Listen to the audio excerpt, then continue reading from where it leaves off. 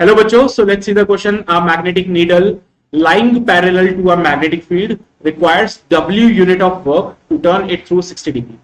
The torque required to maintain the needle in this position will be, the first option is under root 3 W, second option is W, third option is under root 3 W upon 2, and the fourth option is 2W.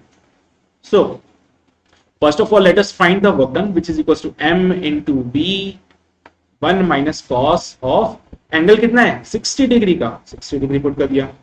So W comes out be MB cos 60 की value 1/2 होती है, 1 minus 1/2. So work done comes out be MB/2. ठीक है. अब कहा गया है the torque required to maintain the needle in this position. कौन सी पोजीशन में? Parallel to the magnetic field. Needle को, अगर ये हमारा नीडल है तो ये मैग्नेटिक फील्ड के पैरेलल रहेगा. And in that case the angle between magnetic field and magnetic moment will be 0. सही है कि 90 डिग्री.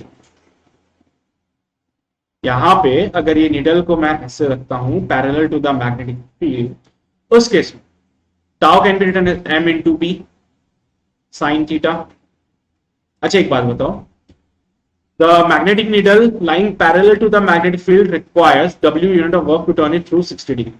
अच्छा ओके, मैग्नेटिक नीडल को हमने पैरेलल रखा है तो मैग्नेटिक मोमेंट हमारा इस तरफ बन जाएगा. ठीक है, sorry my mistake. Magnetic moment, जो मैग्नेटिक नीडल है इसको हमने parallel to the magnetic field रखा है.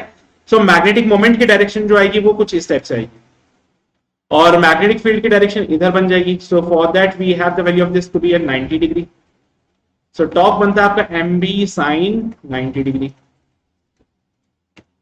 सो टॉप comes out be M into B. अब MB को कैसे लिख सकते हैं? तो from here MB can be written as 2 times of W. तो टॉर्क का वैल्यू आ गया 2 times of the W. This is your final answer, जो कि मिलेगा D ऑप्शन.